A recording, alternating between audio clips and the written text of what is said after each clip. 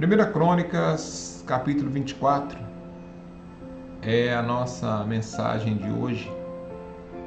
Aqui nós ainda encontramos Davi colocando o serviço do templo do Senhor em ordem, uma vez que seu filho Salomão assumiria o trono e, como eu já disse, além dos deveres que ele deveria ter como rei, ele não podia descuidar da obra do Senhor, da casa do Senhor.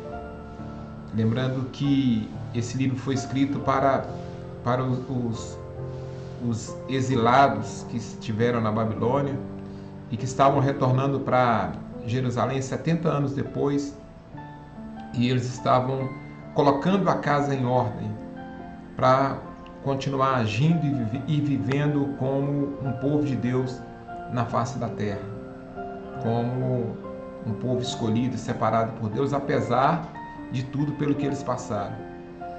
Então o escritor está mostrando o valor que eles tinham diante como nação e o valor que eles tinham diante do Senhor, que por isso eles não podiam deixar de cuidar da casa do Senhor. E para que ele invocasse neles essa responsabilidade, esse senso de responsabilidade para com as coisas de Deus, então ele conta detalhes de como todo o trabalho do Senhor foi organizado, né, desde quando o templo foi instituído. E agora ele fala a respeito da preocupação de Davi em manter a chama da presença de Deus acesa em Israel. E Davi aqui ele faz a separação do turno dos sacerdotes que deveriam servir no templo. E então ele, como haviam duas famílias de sacerdote, na verdade uma família, mas mais filhos de um do que de outro, o que ele faz então? Ele pega e faz um sorteio entre os sacerdotes para definir os turnos, quem seria o responsável por cada turno, para que a casa do Senhor fosse bem servida e para que os sacerdotes fizessem isso com alegria.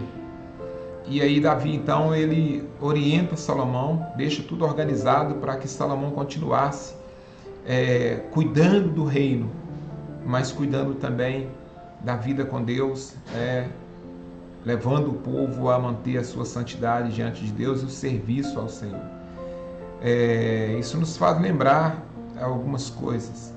Primeiro delas, que nós devemos cuidar de todos os nossos afazeres, mas não devemos descuidar do serviço do Senhor, da obra do Senhor. Às vezes nós nos preocupamos tanto com o nosso trabalho, nós nos preocupamos tanto com as nossas coisas pessoais e desleixamos das coisas do Senhor, desleixamos da obra do Senhor, desleixamos do serviço do Senhor, desleixamos do ministério.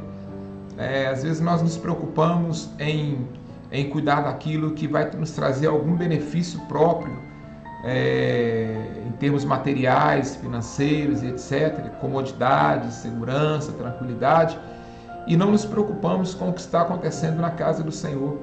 O serviço ao Senhor não pode parar, a obra do Senhor, ela não pode parar, e a responsabilidade de manter essa obra funcionando, de manter essa obra ativa, ela é nossa. E por que a obra do Senhor não pode parar?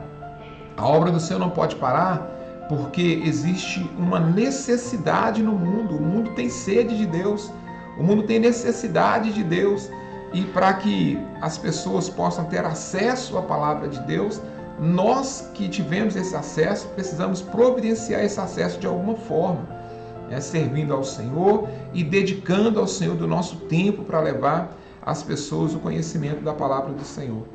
Antigamente, lá nos tempos bíblicos, uma tribo foi separada para cuidar disso somente. Eles ficavam por conta disso, que era a tribo de Levi, a tribo dos sacerdotes, por conta de fazer a obra do Senhor, de cuidar do templo, dos turnos do templo, de cuidar dos utensílios do templo. Hoje, todos nós somos responsáveis pela obra do Senhor. Por isso que nós dizemos que nós somos levitas, né? Quem canta, quem ministra no templo, somos levitas, né? Porque somos nós que cuidamos das coisas do Senhor nos dias de hoje. Esse termo levita digamos assim, uma gíria do nosso meio. porque na verdade levita descende de Levi, né? Da tribo que cuidava do templo. Então nós dizemos assim, quem cuida das coisas de Deus hoje é levita também, né? Todos nós fomos chamados para isso, para cumprir o ministério, para cuidar do ministério, para fazer com que Deus ele seja conhecido entre as nações, que as pessoas tenham conhecimento. E a outra coisa, para encerrar, que nós precisamos pensar a respeito disso é, Davi, ele mandou sortear entre as pessoas disponíveis os turnos de cada um. Eram 24 pessoas, né? 24 responsáveis, 24 turnos. Quer dizer que havia 24 turmas para revezar. Quem trabalhasse hoje só ia trabalhar agora daqui a 24 plantões, vamos dizer assim, né?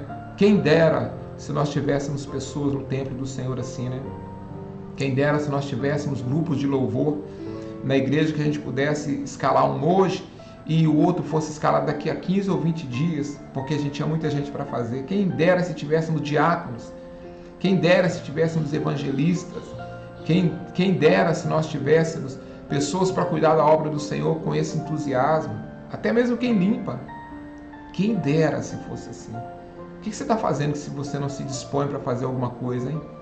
O que você está fazendo que você ainda não entrou nos turnos para fazer alguma coisa para Deus? Porque se nós nos unirmos todos para trabalhar, com certeza todos teremos tempo para fazer a obra de Deus e teremos tempo para cuidar das nossas próprias coisas. Hoje em dia nós vemos muitas pessoas sobrecarregadas nas igrejas, que às vezes deixam seus próprios afazeres, nem cuidam bem de sua própria casa, por causa da casa do Senhor.